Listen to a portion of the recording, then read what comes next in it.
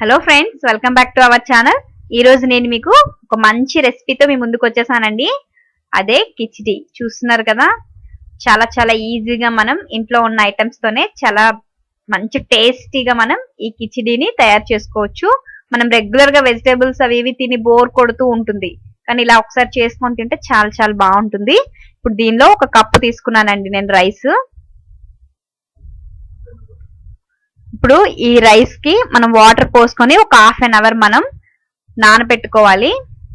ఎందుకంటే నానబెట్టుకోవడం వల్ల మనకి బాగా కుక్ అయ్యి రైస్ అనేది పర్ఫెక్ట్ గా వస్తుంది.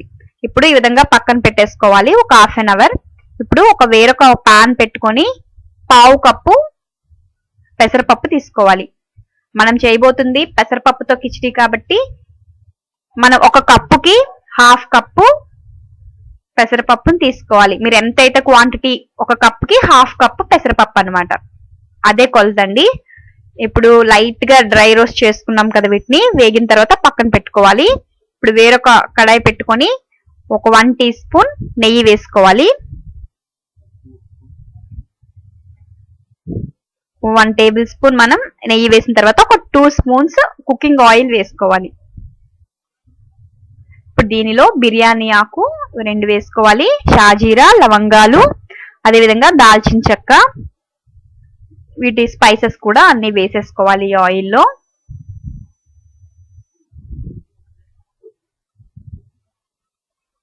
ఇప్పుడు ఇవి కొద్దిగా వేగనిచ్చినాక ఆనియన్స్ అండి, సన్నగా తరిమిన స్లైసెస్ లాగా కట్ చేసుకోవాలి ఆనియన్స్ అనేవి. అదేవిధంగా ఒక పచ్చిమిర్చి ఒక 4 వేస్తున్నాను నేను, మధ్యలో ఘాట్ పెట్టుకోండి. ఇప్పుడు వీటిని ఆనియన్స్ మనకి బ్రౌన్ కలర్ వచ్చే వరకు ఫ్రై చేసుకోవాలి.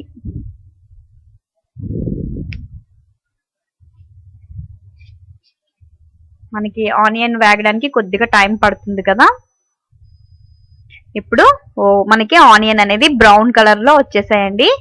ఇప్పుడు దీనిలో కరివేపాకు వేసుకోవాలి. మళ్ళా ఒకసారి అంతా కూడా కలుపుకోవాలి.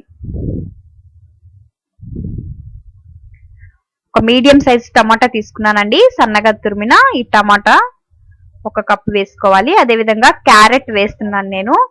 మీరు నచ్చితే వేసుకోండి, లేకపోయినా పర్వాలేదు. నేను చిన్న చిన్న ముక్కలు కట్ చేసి వేసాను. అదేవిధంగా కొత్తిమీర కొద్దిగా వేసుకున్నాను. మనం ఏదో ఒక వెజిటేబుల్ యాడ్ చేయడం వల్ల కూడా బాగుంటుంది టేస్ట్. మీకు ఒకవేళ క్యారెట్ అందుబాటులో లేకపోయినట్లయితే స్కిప్ చేసేసేయండి, ప్రాబ్లం ఏం లేదు. క్యారెట్ వేయకపోయినా కూడా టేస్ట్ చాలా చాలా బాగుంటుంది. ఇప్పుడు మూత పెట్టేసి టమాటా ముక్కలు బాగా మగ్గాలండి. చూసారు కదా, టమాటా అంతా. ఇప్పుడు జింజర్ గార్లిక్ పేస్ట్ వేసుకోవాలి. ఇది ఒక 1 టీ స్పూన్ వేసుకున్నాను నేను. అదేవిధంగా సాల్ట్ టేస్ట్ కి సరిపడా చూసి వేసుకోవాలి.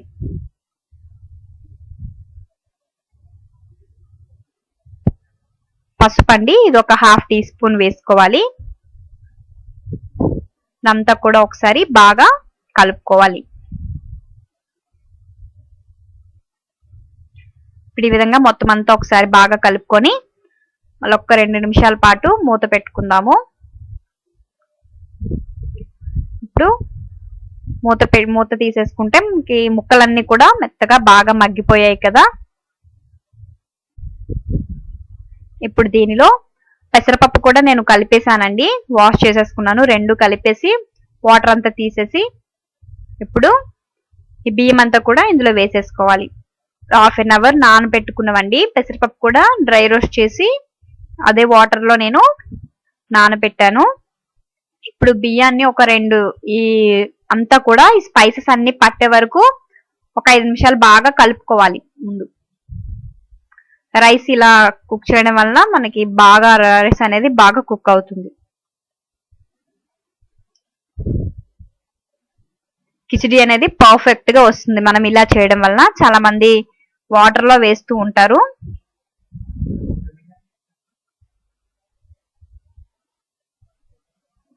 ఇప్పుడు దీనిలో ఫైనల్ గా గరం మసాలా అండి, గరం మసాలా ఒక 1 టీ స్పూన్ ఈ విధంగా రైస్ లో వేసుకోవాలి. ఒకసారి మళ్ళీ అంతా కూడా బాగా కలుపుకోవాలి.